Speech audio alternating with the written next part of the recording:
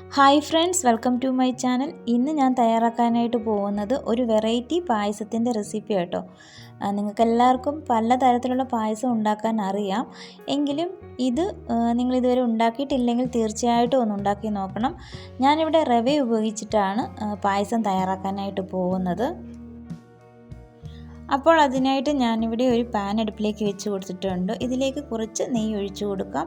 ഞാനിവിടെ ഒരു 3 table spoon അളവിലാണ് നെയ്യ് ഒഴിച്ചു കൊടുക്കുന്നത്. വേണമെങ്കിൽ അല്പം കൂടി നിങ്ങൾക്ക് ചേർത്ത് കൊടുക്കാം. ഈ നെയ്യൊന്ന് ചേർത്ത് കൊടുത്തതിന് ശേഷം നമുക്കിതിലേക്ക് റവ ചേർത്ത് കൊടുക്കാമേ. അരക്കപ്പ് അളവിന് ആണ് റവ ചേർത്ത് കൊടുക്കുന്നത്. അതായത് അരക്കപ്പ് ഉണ്ടല്ലോ നമ്മുടെ മെഷറിംഗ് കപ്പ്, അതിന് 1/4 ഭാഗത്തോളം റവ ഇട്ട് കൊടുത്തിട്ടുണ്ട്. അരക്കപ്പ് മുഴുവനും ചേർത്തിട്ടില്ല കേട്ടോ. എന്നിട്ട് നമുക്ക് ഈ നെയ്യിൽ ഇതൊന്ന് നന്നായിട്ടൊന്ന് വറുത്തെടുക്കാം. ഈ ഒരു സമയത്ത് സ്റ്റൗവിൻ്റെ തീ നന്നായിട്ട് കുറച്ച് വെച്ചിട്ട് വേണം ഇതൊന്ന് ഫ്രൈ ചെയ്തെടുക്കാനായിട്ട്.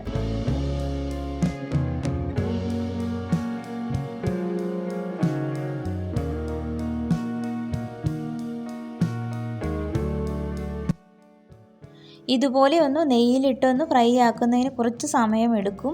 നന്നായിട്ട് തീ കുറച്ചാണ് നമ്മളിത് ചെയ്യുന്നത്. എങ്കിൽ മാത്രമേ ഇത് നമുക്ക് നന്നായിട്ട് കിട്ടത്തുള്ളൂ ഫ്രൈ ആയി. അപ്പോൾ നമ്മളിത് കടയിൽ നിന്ന് വാങ്ങിക്കുന്ന സമയത്ത്, അതായത് റവ നമ്മൾ കടയിൽ നിന്ന് വാങ്ങിക്കുമ്പോൾ ചിലപ്പോൾ ഫ്രൈ ചെയ്തതായിരിക്കും കിട്ടുന്നത്. അതല്ലാത്തതാണെങ്കിലും അങ്ങനെ ഫ്രൈ ചെയ്ത് കിട്ടിയാലും നമ്മൾ ഇതുപോലെ നെയ്യ് ഒഴിച്ച് ചെറുതായിട്ടൊന്ന് കളർ മാറുന്നത് വരെ ഒന്ന് ഫ്രൈ ചെയ്തെടുക്കണം.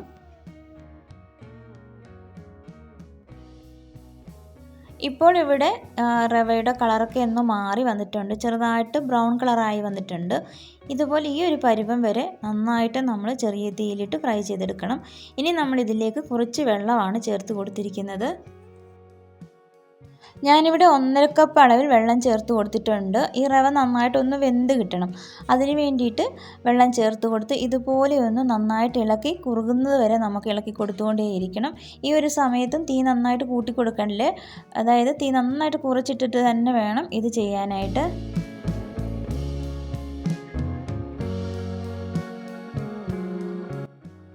ഇപ്പോൾ റവയൊക്കെ നന്നായിട്ട് വെന്ത് വന്നിട്ടുണ്ട്. ഈ പാനിൽ നിന്ന് നന്നായിട്ട് വിട്ട് വരണം. ഈ ഒരു സമയം വരെ വേണം നമ്മളിത് നന്നായിട്ട് ഇളക്കി കൊടുക്കാനായിട്ട്. അപ്പോൾ ചെറുതായിട്ട് നെയ്യൊക്കെ തെളിഞ്ഞ് വരും. നമ്മൾ ഈ ഒരു പായസം ഉണ്ടാക്കുമ്പോൾ റവയൊക്കെ ഫ്രൈ ചെയ്യുന്ന സമയത്തും അതുപോലെ നമ്മൾ ഈ വെള്ളം ചേർത്ത് നന്നായിട്ട് ഇത് മിക്സ് ചെയ്ത് ഈ ഒരു പരുവം ആകുന്നവരെയും തീ ഒട്ടും കൂട്ടി കൊടുക്കാതെ ചെറിയ തീയിൽ തന്നെ വേണം ചെയ്യാനായിട്ട്. ഇതിപ്പോൾ പാനിൽ നിന്ന് വിട്ട് വന്നിട്ടുണ്ട്. ഞാനിപ്പോൾ വേറൊരു പാത്രത്തിലേക്ക് മാറ്റി കൊടുത്തു. നമ്മൾ പാല് ചേർത്ത് കൊടുക്കുമ്പോൾ എല്ലാം കൂടി ആ ഒരു പാനിലേക്ക് നമുക്ക് ചേർത്ത് കൊടുത്തിളക്കാനായിട്ട് ബുദ്ധിമുട്ടായതുകൊണ്ട് ഞാൻ വേറൊരു വലിപ്പമുള്ള ചൂട് കട്ടിയുള്ള വേറൊരു പാത്രത്തിലേക്കാണ് ചേർത്ത് കൊടുത്തിരിക്കുന്നത്. അതിനുശേഷം ഇതിലേക്ക് ഒരു 1/4 ലിറ്റർ അളവിൽ പാല് ചേർത്ത് കൊടുത്തിട്ടുണ്ട്. നമ്മൾ ഈ പാല് ചേർത്തതിന് ശേഷം നന്നായിട്ട് ഇളക്കി ആ റവ നല്ല കട്ടയായിട്ടിരിക്കുകയാണ്. ആ കട്ടകളൊക്കെ കളഞ്ഞ് നല്ലതായിട്ട് ഉടച്ചെടുക്കണം. അതിന് ശേഷം നമുക്കിതിലേക്ക് ആവശ്യത്തിനുള്ള മധുരത്തിനായിട്ട് പഞ്ചസാരയാണ് ചേർത്ത് കൊടുക്കുന്നത്. മധുരമൊക്കെ നമ്മുടെ ഇഷ്ടം അനുസരിച്ച് ചേർത്ത് കൊടുക്കുക. ഇനി ഇത് നന്നായിട്ട് കട്ടകളില്ലാതെ ഇളക്കിയെടുക്കുക. അപ്പോഴേക്കും നമ്മുടെ ഈ പാല് നന്നായിട്ട് വെന്തിട്ടുണ്ടാകും. ഇത് റവ ആയതുകൊണ്ട് പെട്ടെന്ന് തന്നെ കുറുകിപ്പോകും കേട്ടോ. അപ്പോൾ ഈ ഒരു സമയത്തും തീ നന്നായിട്ട് കൂട്ടല്ലേ, തീ കുറച്ച് തന്നെ വെച്ച് കൊടുക്കുക. മധുരത്തിനായിട്ട് ഞാൻ കുറച്ച് പഞ്ചസാരയും കൂടി ചേർത്ത് കൊടുത്തിട്ടുണ്ട്. നോക്കിയപ്പോൾ അല്പം മധുരം കുറവായിരുന്നു, അതുകൊണ്ട് വീണ്ടും കുറച്ചുകൂടി ചേർത്ത് കൊടുത്തിട്ടുണ്ട്. ഇതിലേക്ക് ശർക്കര ചേർത്ത് കൊടുക്കാത്തത് എന്താണെന്ന് വെച്ചാൽ നമ്മൾ ഈ പാല് ചേർത്ത് കൊടുത്തതുകൊണ്ട് ശർക്കര ഇതിലേക്ക് അതായത് ശർക്കരപ്പാനി വേണമെങ്കിൽ ഒഴിച്ചു കൊടുക്കുമ്പോഴുണ്ടല്ലോ ഈ പാല് പിരിഞ്ഞു പോകും. അപ്പോൾ അങ്ങനെ ഉണ്ടാകാതിരിക്കാനായിട്ടാണ് പഞ്ചസാര ചേർത്ത് കൊടുത്തിരിക്കുന്നത്.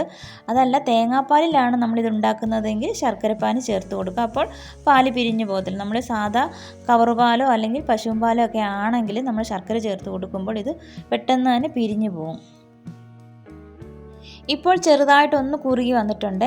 ഈ ഒരു സമയത്ത് ഞാൻ ഇതിലേക്ക് ഒരു 3 ഏലക്കായുടെ സീഡ് ഒന്ന് പൊടിച്ച് ഇതിലേക്ക് ചേർത്ത് കൊടുത്തിട്ടുണ്ട്. നല്ലൊരു ഫ്ലേവറൊക്കെ കിട്ടും. അപ്പോൾ അതുകൂടി ചേർത്ത് കൊടുത്തിട്ട് നമുക്ക് നന്നായിട്ട് ഇതുപോലെ ഒന്ന് ഇളക്കി കൊടുക്കാം. ഈ ഒരു പായസം നമ്മൾ തയ്യാറാക്കുമ്പോൾ അല്പം ക്ഷമയോടുകൂടി തന്നെ ചെയ്യണം. കാര്യം നമ്മൾ ലോ ഫ്ലെയിമിലിട്ടാണ് ഇത് തയ്യാറാക്കുന്നത്. അതുകൊണ്ട് കുറച്ച് സമയമെടുക്കും ഇത് നന്നായിട്ടായി കിട്ടാനായിട്ട്. ഇപ്പോൾ നന്നായിട്ട് ഒന്ന് തിളച്ച് വരുന്നുണ്ട് കേട്ടോ. ഇപ്പോൾ നല്ലതുപോലെ ഇത് കുറുകിയിട്ടുമുണ്ട്. ഇനി നമുക്കിതിലേക്ക് ചേർത്ത് കൊടുക്കേണ്ടത് കുറച്ച് ചൗവരിയാണ്. ഞാൻ ഈ ചവ്വരി ആദ്യം തന്നെ ഒന്ന് വേവിച്ച് വെച്ചിട്ടുണ്ടായിരുന്നു. ഒരുപാടില്ല, ഒരു 2 ടേബിൾ സ്പൂൺ അളവിലേ ചേർത്ത് കൊടുത്തിട്ടുള്ളൂ. കാര്യം ഈ റവ ആയതുകൊണ്ട് റവ തന്നെ ഒന്ന് നന്നായിട്ട് കുറുകി വരും തണുത്ത് കഴിയുമ്പോൾ. അതുകൊണ്ടാണ് കുറച്ച് ചവ്വരി മാത്രം ചേർത്ത് കൊടുത്തിരിക്കുന്നത്. അപ്പോൾ നമ്മൾ ഇത് തയ്യാറാക്കുന്നതിന് മുമ്പായിട്ട് ഒരു അരമണിക്കൂർ മുൻപേ തന്നെ ചവ്വരി ഒന്ന് കുതിർത്തിട്ട് നന്നായിട്ട് വെള്ളം ഒഴിച്ചൊന്ന് വേവിച്ച് വെച്ചാൽ മതി. അതിനുശേഷം ഈ ഒരു സമയത്ത് ചേർത്ത് കൊടുത്താൽ മതിയേ.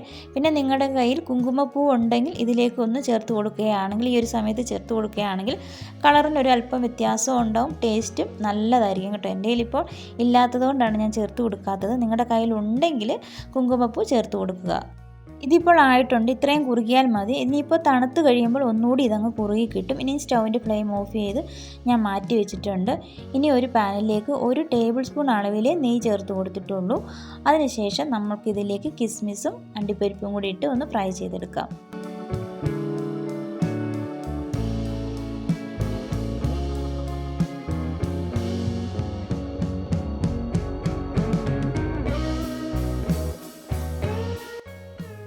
ഈ റവ വെച്ചിട്ടുള്ള പായസം എന്ന് പറയുന്നത് നോർത്ത് ഇന്ത്യൻസിൻ്റെയൊക്കെ ഒരു ഫേവറേറ്റ് ആയിട്ടുള്ള ഒരു പായസം കേട്ടോ.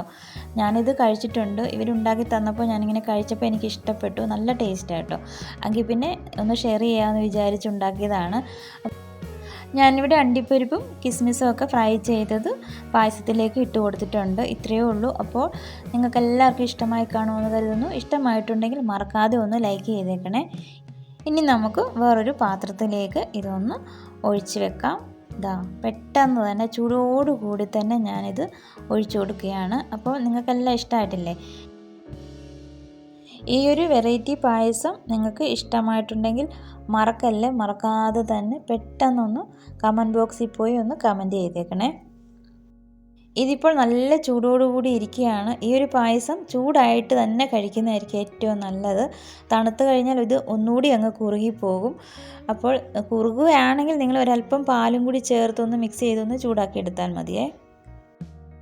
നിങ്ങൾ ആരെങ്കിലും ചാനൽ സബ്സ്ക്രൈബ് ചെയ്യാതെ കാണുന്നവരാണെങ്കിൽ പ്ലീസ് ഒന്ന് സബ്സ്ക്രൈബ് ചെയ്ത് സപ്പോർട്ട് ചെയ്തേക്കണം.